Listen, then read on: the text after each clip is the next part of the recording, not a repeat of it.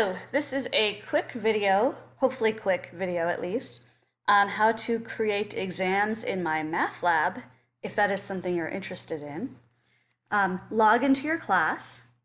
This is my 97 class I'm teaching this semester. And scroll down on the left side until you see Course Tools, which is at the bottom here. So click on Course Tools. In Course Tools, go to Assignment Manager, just like if you're creating a homework assignment. And then here for Create Assignment, go to Create Test. All right, so I'm going to call this Sample Test. Right?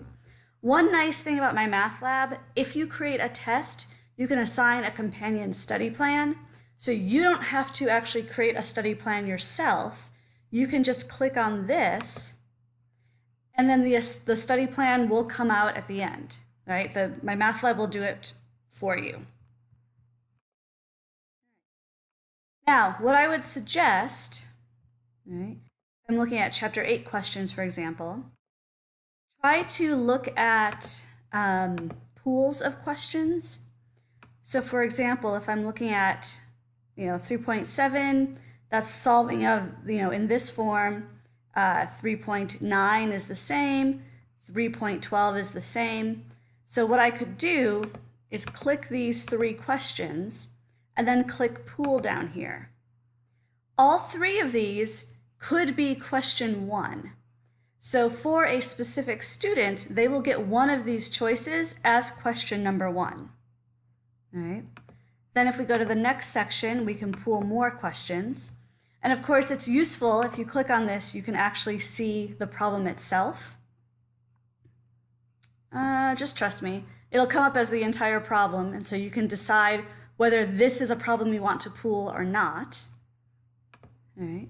So I'm just going to pool these. Click Pool. All right.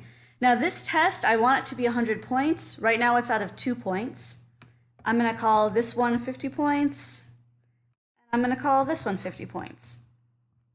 Notice that I only had to change the points on one of the problems, and everything that could have been problem 1 or everything that could have been problem 2 gets that same point value.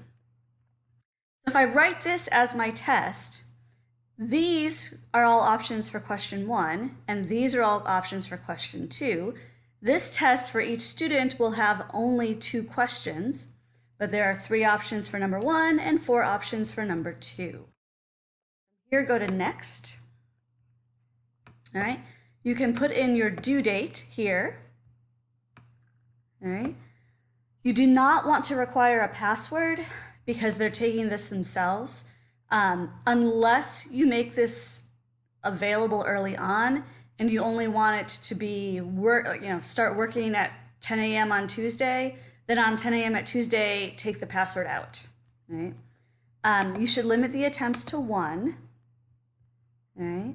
I usually do, students are expected to complete the test in 1 session. Here, it doesn't, they're doing it themselves, so they may reaccess and complete on their own. Makes the most sense. I would time the test.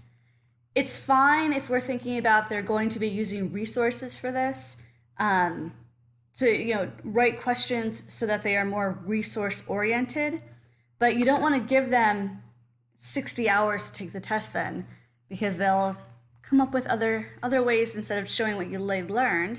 So maybe make it 90 minutes or whatever you want. If I make it timed, I like to show the time on there. It stresses some students out, but I think it's more useful than not useful.